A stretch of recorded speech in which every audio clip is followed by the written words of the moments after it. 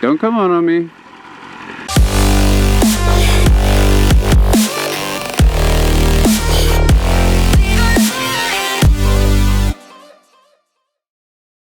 What's up guys, it's May, which means that it is Motorcycle Awareness Month. Personally, I started this month off by partnering up with Ride Smart Florida, and I was able to take this picture right here, which I thought was pretty cool because for that day they actually lit the whole skyway up green to represent Motorcycle Awareness Month. Now the whole point of Motorcycle Awareness Month is to make it known that there's motorcycles out there and that other motorists need to share the road with us. I like that a lot, but there's other things that we can do as a motorcycle rider to ensure our own safety. So to go along with this month, I figured I'd go for a ride and talk about some of the things that I personally do, some of the things that I look for, some of the certain things that I pay attention to while I'm riding to ensure my own safety. Because as we know, we can put stickers all over the place saying watch out for motorcycles and this and that, but at the end of the day, it's our own responsibility to ensure our safety.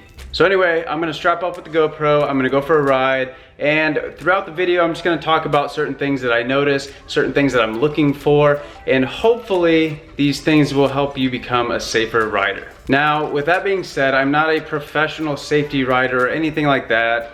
These are just things as a rider, these are just the things that I look for. These are the things that I pay attention to ensure that I make it home every night, and hopefully you can find some value in that. So if there's anything else that you look for and things that you think other people should pay attention to, or whatever the case is, leave a comment below because I'm all for additional tips and all that good stuff. So anyway, I'm gonna get on the bike and let's do this.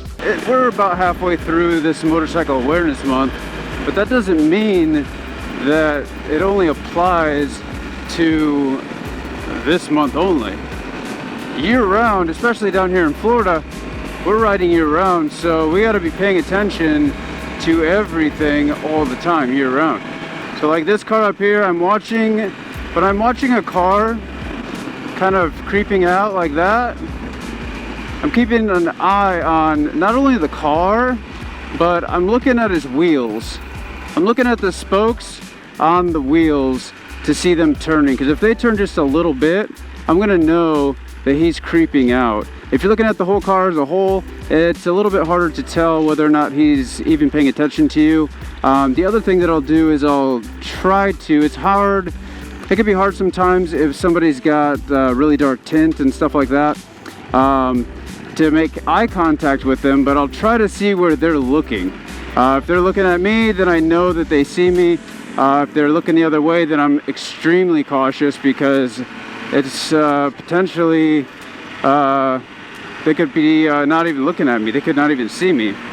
So I'm always looking, trying to make eye contact with people if it looks like they're gonna pull onto the road. And then also looking at their wheels to see if that wheel's turning at all. The other thing is I always give myself a lot of space between myself and the car in front of me, just to make sure that I have enough room for myself. And as well as what's in front of me, I'm constantly looking at my mirrors. I can't believe the number of people who don't ride with mirrors. I get it, I guess, if it's not something you want, but for me, I like seeing behind me, so I always keep my mirrors on the bike. And again, just keeping that gap, because if for whatever reason, I'm checking my mirrors and it looks like somebody's not stopping, or they're coming up on me super quick, I want to have time, I want to have room for my escape plan. So if someone's coming up on me and I'm right on the person's bumper in front of me at a red light or whatever the case is, don't come on me. So like right now, like I'm off to the side, I've got all this space up here, I've got a couple different options as far as an escape route if the person behind me is coming up super quick. So again, I just want to make sure that I always have, that's a good point, it doesn't matter what situation you're in, whether you're riding down the interstate or in the city or whatever the case is, always be looking for an escape route. So right now I could go to the right if I needed to, I could go up the middle if I needed to, I've got a bunch of different escape routes if I needed them. And then to kind of go along with that, if I'm coming up to a red light and there's nobody behind me quite yet, or there's not a stack of cars, I always keep the bike in gear and ready to jump out of the way. Because if you're sitting there in neutral and somebody's coming up fast on you, you got an extra step there to get your bike powered up and out of the way. So until I feel completely comfortable, I will keep my bike in I will keep my bike in first gear. And with that, along with that, I'll sit there and I'll take my front brake and I'll just tap it like that. That way, it's just a blinking light that's just gonna grab whoever's attention needs to be grabbed that's coming up behind you. All right, so here we're coming up to a red light, and typically what I do is I get to the edge of the lane. Again, that way I'm not directly in the center, and I've got my bike in first. I'm waiting for traffic to come up behind me. The person behind me stopped. I'm still flashing my brake light just in case. But I like to stop off to the side of the lane. That way if someone's not paying attention, there's a better chance of them, if they're gonna run the light and not see you, there's a better chance of them, with all this other lane space over here, there's a better chance of them not hitting you. Plus it gives you, if you're in the center of the lane and someone comes flying up behind you, you got a long ways to go to get out of harm's way. But if you're already on the edge of the lane, you can get over just a few inches and be good to go. The other thing I like to do is stick to the middle lane if possible. Now I know it's not always possible, but I like to have as much road as possible for if anything were to happen or come up. So if possible, I will always stick to the center lane. And now when it comes to what side of the lane to ride in, now as a motorcycle, we almost have, like on this lane, we've got, 2 lanes per lane, if that makes sense, because we've got a right side and a left side. And typically what I like to do is I like to stay in the driver's mirror. That way they always see me. So when I'm coming up to a car like this, they can see me. To pass them, I will swap over to the other side for a couple reasons. A, I don't want to scare them, and 2, I just want to make sure that a lot of times what will happen is, target of fixation, if you're looking at something, you're going to veer to that side a little bit. So if you're in the right lane, the right side of the lane passing a car, and you scare them, or you get their attention, whichever way it is, they have the possibility of sliding into your lane just a little bit. So just stay away from them when you're passing them. And then like in this line of cars right here, I'm just cautiously creeping up towards the front, because if you're from Florida or anywhere with a lot of traffic, you know that when there's a line of cars like that, there's always that one guy who's tired of waiting, and he'll jolt around everybody, and if he doesn't see you, he's gonna hit you. So that's why I like to stay to the outside like that. That way if they do decide to swap out or swoop out last second like that, I know that I've got a cushion, I've got a little bit of time that allows me to jump out of the way if I need to. I guess the big thing is, no matter where you're riding, just make sure that you always give yourself a little bit of time. There's lots of things that we can do when we're riding to ensure that we've got a little bit of extra time to react if need be. But you have to plan for that. You have to plan for that. That way, when an emergency happens, you have the extra space. Right now, if this car decides to come over, I'm fine because I've given him the space. And if the car in front of me hits the brakes really hard, I've got plenty of space to react to that. This car over here is turning. See how this guy just came over, no blink or anything, but I was ready for it. So it didn't really affect me at all. And you got this car coming in over here. Again, I'm on the outside because his nose of his bumper is gonna leak into my lane. I know that. So again, just watching those things and making sure that you give yourself that space. So right now I've got, obviously I'm in the middle lane, I've got cars in front of me, which means that cars are coming up behind me.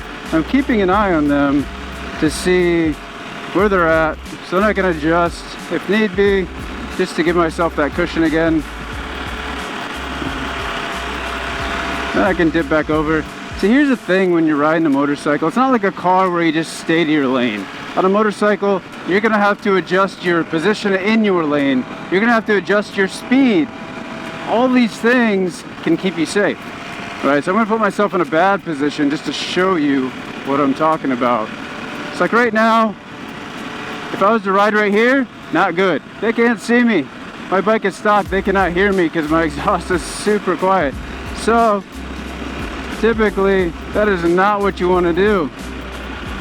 You always want to make sure, don't be in their blind spot. It's like right now, if they want to get over, they get over it, it doesn't affect me at all.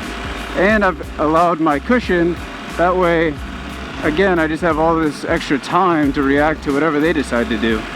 But they have out-of-state license plates, so I can only imagine that they're probably going to do something kind of stupid. Now I've got this car up here. Again, I'm keeping an eye on him. I'm going to create a cushion, watch his wheels, look at his, yep, see, he's looking at me. So I knew that he saw me because he was literally turning his neck and his head to follow me when I passed. We made eye contact, so that's what you're looking for. And here we got traffic stopping up. Again, checking mirrors because sometimes people aren't paying attention. People like their cell phones and they like to use them while they drive. So I'm creating space, that way I've got room, watching the person in my back, tapping my back brake, or tapping my brake in general, and keeping the bike in gear to make sure that I can escape if need be.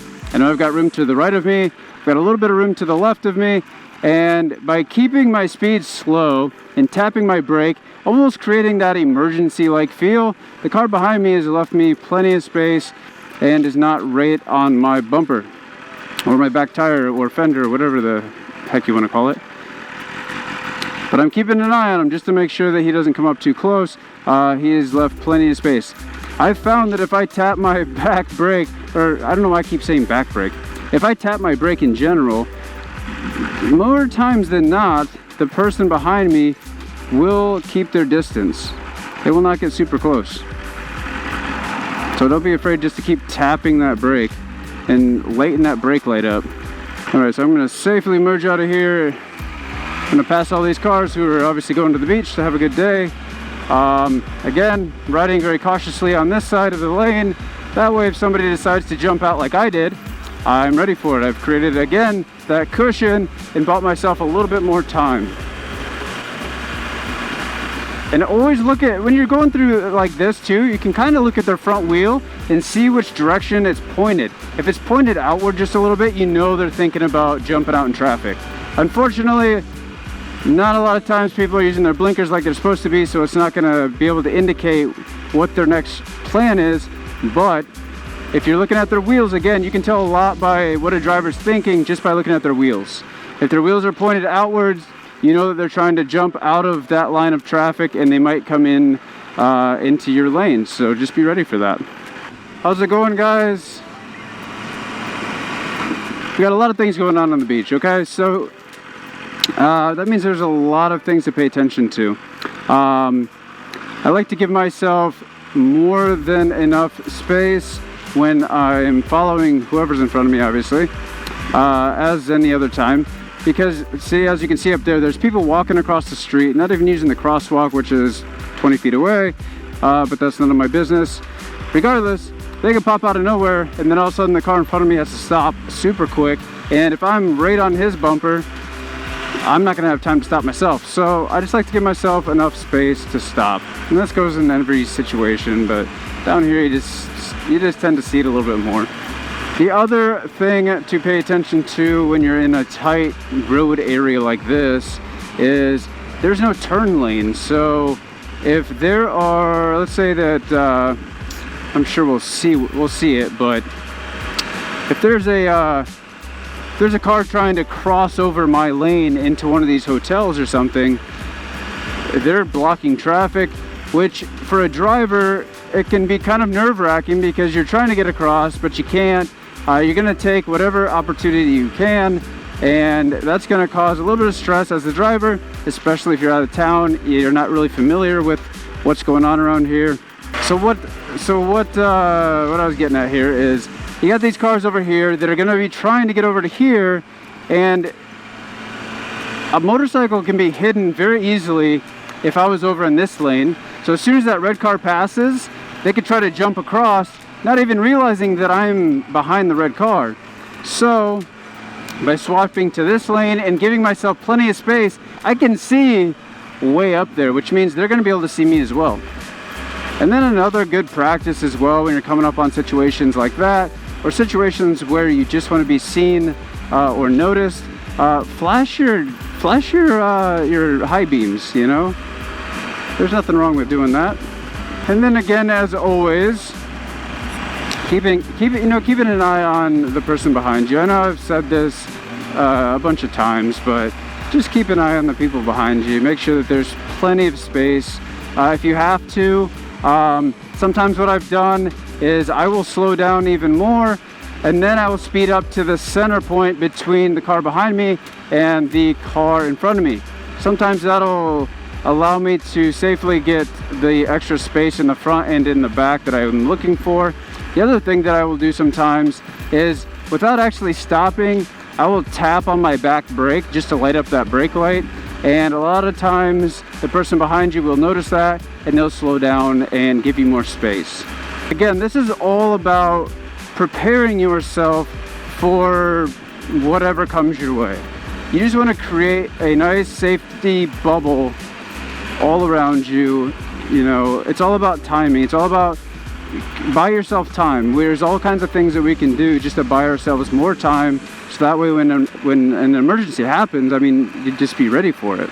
And then as far as like scanning the road and stuff like that, I'm constantly sweeping with my eyes back and forth, back and forth, back and forth, just to make sure that I don't miss anything. I'm looking at every single, even these parked cars over here, back there, I'm looking at them, making sure that they're actually parked cars and they're not trying to get out on the road. You know, you have to literally look at every single thing and make sure that nothing is going to make sure that nothing's going to jump out and surprise you.